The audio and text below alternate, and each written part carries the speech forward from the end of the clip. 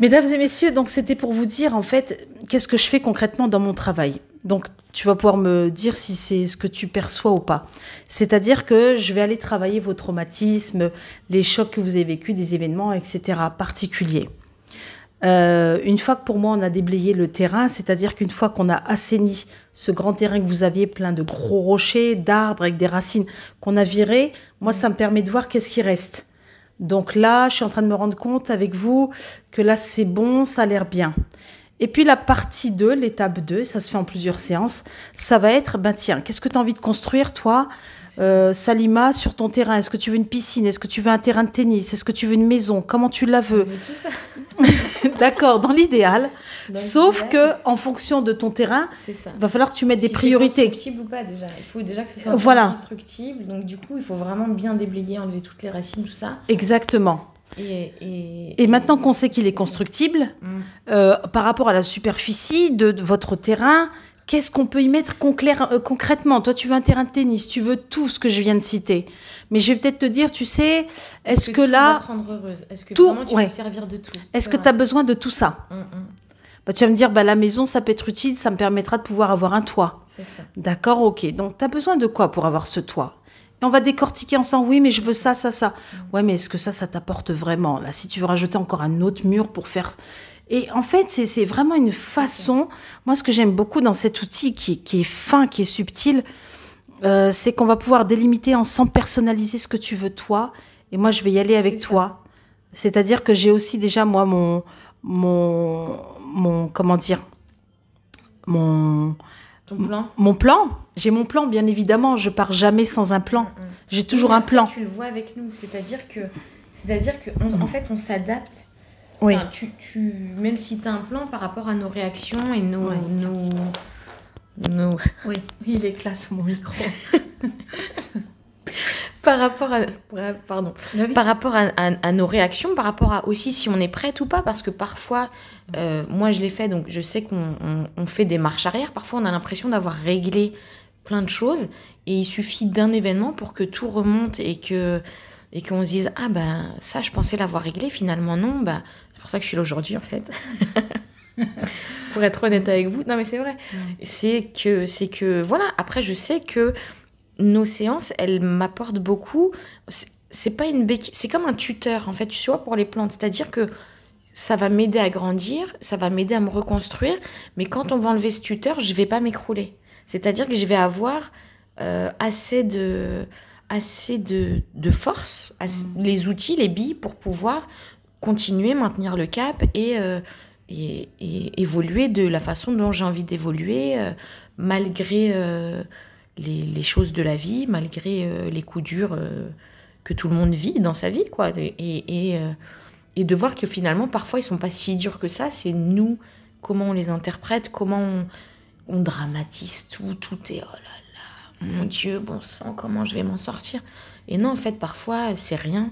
Et qu'avec la bonne vision des choses, le bon recul, parfois, c'était une haie et on en a fait un mur, en fait, c'est tout.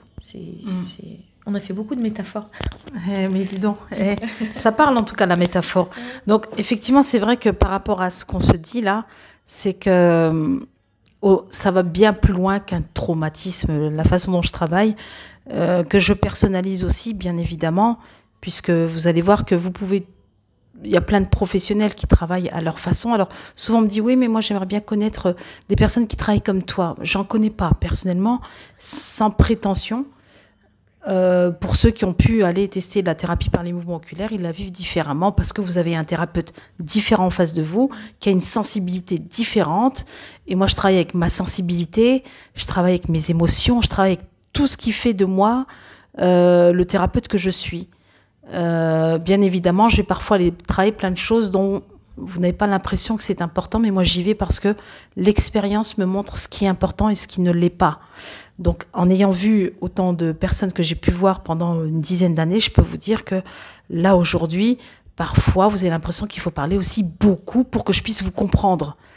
Hein, et c'est non, mais j'ai pas assez dit, mais ça n'a pas duré longtemps. Moi, je ne fais pas dans la quantité de travail, je fais dans de la qualité. Et quand tu ressors de ma séance, je sais ce que je t'ai donné et je sais avec quoi tu repars et je sais quand tu vas revenir où est-ce que tu en es, où est-ce que tu vas aller, et tu vas le faire en pleine conscience. Donc il y a des choses que vous comprenez pas parfois avec moi. Vous me dites mais je pense qu'elle a pas dû me comprendre. Mais parfois, moi j'ai eu des séances où c'était immédiat, c'est-à-dire vraiment, soit pendant la séance, soit en sortant de la séance, j'avais résolu. J'avais en tout cas compris des choses et j'avais déjà une façon différente de les aborder. Parfois ça m'a pris des semaines ou en tout cas du temps. Parfois, c'est là, mais on ne sait pas que c'est là et ça nous prend du temps de réaliser. Il nous faut peut-être la prochaine étape de notre vie pour que, finalement, tiens, j'ai pas réagi comme ça. Tiens, normalement, ça, je l'aurais pris comme ça, mais là, non. Ça me touche pas, c'est bizarre. Putain, j'aurais pleuré toutes les larmes de mon corps, là. C'est pas grave. Et en fait, c'est en vivant que vous allez... vous rendre compte vraiment des choses et que vous allez vous sentir mieux. Déjà, vous allez en tout cas, personnellement, je me sens vraiment en phase avec moi et c'est plus facile, du coup, d'accepter les petites remarques, les petites réflexions que parfois certains peuvent faire parce que... Tu prends plus contre toi tout ce qui se dit, enfin, tu prends plus les choses à cœur, enfin, plus personnellement. Alors... C'est ça ? C'est ça, c'est-à-dire, en fait, comme on a dit tout à l'heure, je fais attention au message. Est-ce que c'est le message qui me touche ? Est-ce que c'est le messager ? C'est vrai que souvent, c'est le message par rapport au messager. C'est-à-dire que selon la personne qui va me dire la chose, il y a des personnes pour qui ça va pas du tout me toucher parce que cette personne ne résonne pas dans ma vie. Et il y a des personnes... En fait, plus j'aime, plus ça va résonner en moi, ce qui est c'est difficile. Oui. Ouais. Alors, je crois qu'on va arrêter là parce qu'on est à presque 7 minutes. Pardon. Partie 4. C'est pénible avec toi, dis donc. Désolée. Sinon, on fait pas de c'est intéressant. C'est intéressant et en même temps, j'ai envie de pouvoir essayer de Après, peut-être que je donne plus trop de choses. Peut-être qu'il faut que je dise, venez régler vos choses et vous verrez vous. Mais c'est vrai que moi, c'est ça. C'est encore la chose sur laquelle je dois travailler par rapport à l'image que j'ai par rapport aux gens. Enfin, aux gens que j'aime, en fait, aujourd'hui. D'accord. Déjà... La 4 arrive. Hein. Désolée. Restez en ligne. Hein.